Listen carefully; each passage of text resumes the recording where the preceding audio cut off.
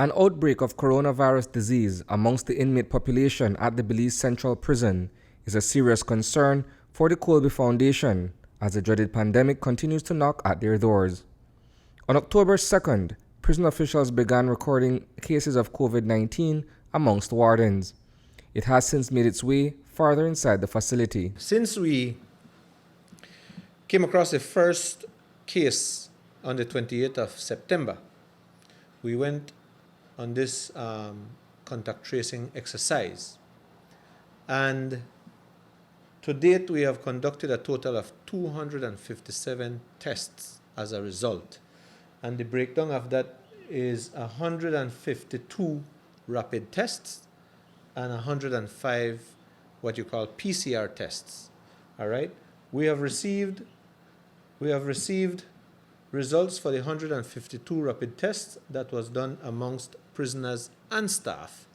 And of those 152 rapid tests that were done, 8 prisoners overall tested positive for the virus. The transmission, it is believed, was from prison staff to inmates, as the first case was that of an officer who was on vacation in northern Belize around mid-September. Of the PCR tests, 51 we have received. We have done 51 for which we have received results for. All right? And that is the one that shows 6 prison officers being tested positive for the virus. Okay? So that is how it stands as it relates to tests. We still have 54 PCR tests for which we are awaiting results on. And I hope that we should get those by the end of today.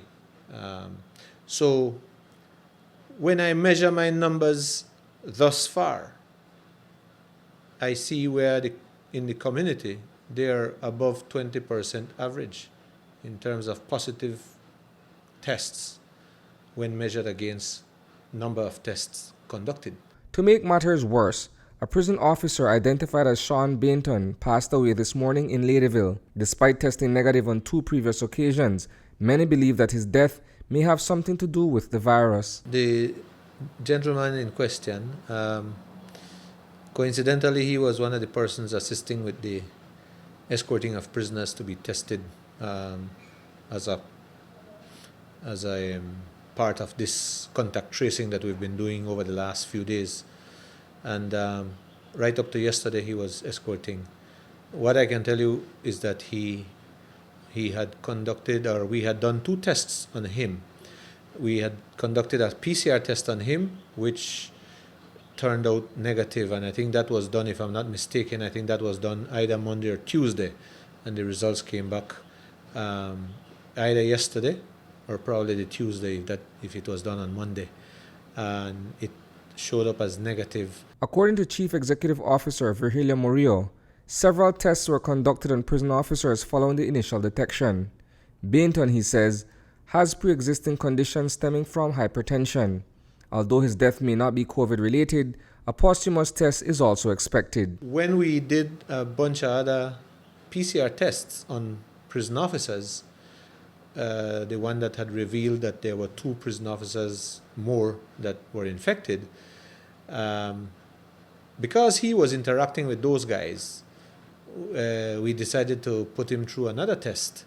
This time around, we did what you call one of the rapid tests from the Ministry of Health, and that itself turned out negative again. So I feel confident that it is not a COVID-related death. He certainly had pre-existing conditions, and that may have contributed to him passing, unfortunately. Insofar as the other patients behind bars, Murillo says that they are not displaying obvious symptoms of COVID-19. The prisoners who have been tested positive, for the most part, they would be what you call asymptomatic, because they're not displaying any symptoms, so to speak. One prisoner, I recall, had an excessively high fever, and he was given an injection. And ever since that injection was given, his fever has not shot up back again.